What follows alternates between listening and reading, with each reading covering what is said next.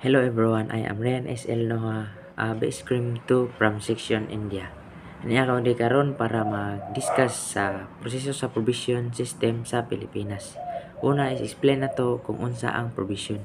Ang provision is nagtugot siya sa usa ka konbiktado nga nakasala sa pagsilbi sa ilang sentensya gawas sa presuhan.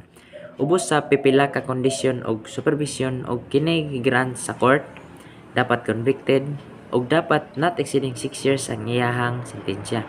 Aniya ang usa ka pagsunod-sunod pagkaproseso. Example, si Juan. Siya na pamutuon nga sad-an og sentensyahan og 6 ka tuig or 6 years, tapos naa siya 15 kaadlaw nga regulatory period, temporaryo nga pagremedyo sa probisyon. Motong example nga si Juan is nakit-an nga sad-an sa usa ka krimen o gisentensyahan nga 6 years or 6 ka tuig nga pagkabilanggo. Ang korte nagpagawas og hukom sa conviction nga naglakip sa mga detalye sa sentensya. Sunod guys, si Juan kinahanglan mag-file og provision application sa trial court sulod sa reglementary period 15 ka adlaw gikan sa pitsa sa pagsentensya. Isumite ang gikinahanglan nga mga dokumento lakip sa hukom sa conviction, pruweba sa serbisyo sa sentensya kung mahimo ug uban pang nagsuporta sa ebidensya. Sunod is provisional remedies. Samtang pending ang provision application, mahimong mangayo si Juan nga temporaryo ang remedyo sama sa pagbilin sa pagtuman sa sentensya. Aron malikayan ang pagkabilanggo samtang giproseso ang aplikasyon, mahimong ihatag sa korte kini nga hangyo kung makita niini nga maayo ang aplikasyon og si Juan walay peligro sa paglupad o pagpeligro sa komunidad. Sunod is ang investigasyon og report. Ang korte magmando sa usa ka probation officer nga mahimo og investigasyon sa background kaniya, kinaiya og kriminal nga kasaysayan ni Juan. Ang probation officer nagsumite og report nga adunay mga rekomendasyon ngadto sa korte. Sunod is ang pagdungog or hearing og desisyon sa korte. Gisusi sa korte nga tawo sa opisyal sa probasyon og nagpahigayon usa ka pagdungog. Kung giaprobahan sa korte ang aplikasyon, nag-issue kini og kamanduan nga naghatag og probasyon og nagtakda sa mga termino ug kondisyon sa probasyon. Kung ibalibaran si Juan, kinahanglan magsilbi sa ihang original nga sentensya sa presuhan. Sunod is ang mga termino nga og kondisyon sa probasyon. Kung hatagan og probasyon si Juan, kinahanglan pagtuman sa mga kondisyon nga gitakda sa korte, pananglitan, pag-report sa usa ka opisyal sa probasyon, paglikay sa kriminal nga kalihukan o pagtambong sa mga program sa rehabilitasyon. Pag-alagad sa panahon sa pagsulay nga kasagaran parehas sa original nga sentensya. Sa kaso ni Juan, 6 ka tuig minus ang bisan unsang oras nga naserbisyohan na. Sunod is ang pagdumala o pagsunod. Si Juan gibutang ubos sa pagdumala sa usa ka opisyal sa probisyon. Kinahanglan nga kanunay siyang mag-report sa opisyal sa probisyon o pagpakita og maayong pamatasan o pagsunod sa mga termino sa pagsulay. Sunod is pagkumpleto o revocation. Kung si Juan malampuson nga nakakumpleto sa panahon sa pagsulay nga walay mga paglapas, siya gipagawas gikan sa probasyon o mga sentensya giisip nga gisilbi. Kung siya makalapas sa mga termino, ang korte mahimong bawion ang probasyon ug manduan siya sa pagsilbi sa original nga sentensya sa bilangguan. Ang sunod nga nakong i-discuss is ang proseso sa violation of probation of condition. Ang violation of probation of condition kung ang usa ka probationer sa ni Juan nakalapas sa usa ka kondisyon sa ilang pagsulay, ang proseso kasagaran naglakip sa daghang mga lakang. Aniya ang outline kung unsa ang mahimong mahitabo. Una is pagdiskubre sa paglapas or informant report.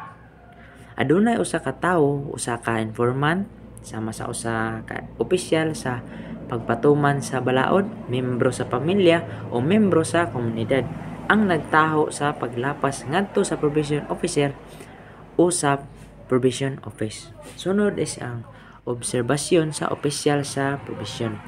Ang nagdumala nga opisyal sa probasyon mahimo usab nga makadiskubre sa paglapas sa panahon sa naandan nga pagdumala sama sa pagsulay sa droga, pagbisita sa balay o pagsusi sa pagsunod. Sunod is ang initial nga tubag o investigasyon. Ang probation officer nag-imbestigar sa giingong kalapasan aron matino ang kabalido niini. Mahimong maglakip kini sa pagproseso sa ebidensya, pag-interview sa mga saksi o pagkigsulti sa probationer nga si Juan. Sunod is dokumentasyon. Gidokumento sa opisyal sa probasyon ang paglapas sa file sa probationer lakip nga mga detalye sa insidente, ebidensya o bisan unsang mga pahayag gikan sa probationer. Sunod is ang desisyon sa aksyon o pahimungno o sanksyon. Kung gamay sa raang paglapas ang opisyal sa probasyon mahimong mag-isyu og pasidaan o magpahamtang og dili formal nga silot pananglitan dugang nga pagtaho serbisyo sa komunidad o mandatoryong pagtambag. Formal nga ulat sa paglapas para sa mga seryosong nga mga paglapas nga ang probation officer mag-file og formal nga report sa paglapas sa korte. Sunod is ang mga proceeding sa court o summons o warrant. Ang korte mahimong mag-issue og summon para sa probationer nga mutungha o sa grabeng mga kaso mag-issue og warrant of arrest. Sunod is ang hearing. Usa ka probation violation hearing ang gikatakda atol sa pagdungog. Ang opisyal sa probasyon nagpresentar og sa ebidensya sa paglapas. Mao to nga si Juan adunay katungod sa pagpresentar og depensa, pagtawag og mga saksi ug pagrepresentar sa usa ka abogado. Sunod is ang desisyon sa maghukom. Ang maghukom motino kon ang paglapas nahitabo og mohukom sa mga sumputanan nga mahimong paglakip sa pagpadayon sa pagsulay nga adunay dugang nga mga kondisyon, pagbag-o sa mga termino sa pagsulay, pagbakwe o sa probasyon o pagpahamtang sa orihinal nga sentensya, pananglitan, pagkabilanggo o sunod is ang resulta o pagsunod. Kung si Juan motuman sa bago o giusab nga mga kondisyon, ang probasyon magpadayon. Sunod is ang pagbakwi. Kung ang probasyon bawion si Juan mahimong kinahanglan nga magsilbi sa orihinal nga sentensya o usa ka bahin niini. Ang last na ko nga i-discuss is ang termination of probation. Ang proseso sa pagtapos o final report nga ginatawag usab na termination report sa probation naglakip sa usa ka serye sa mga lakang or steps lakip sa mga investigasyon sa probation officer, usa ka desisyon sa korte ug mga katapusang discharge sa probationer. Ang pag-submit ani sa old law is 30 days before, while sa new law is 5 days before na lang. Ang mga proseso ani niya is ang una is ang aplikasyon. Ang na-convict tong tao nag-file og aplikasyon alang sa probasyon sa korte sa dili pa magsugod ang ilang sentensya. Sunod isang investigasyon. Gi-refer sa korte nga ang kaso ngadto sa probation officer aron imbestigahan.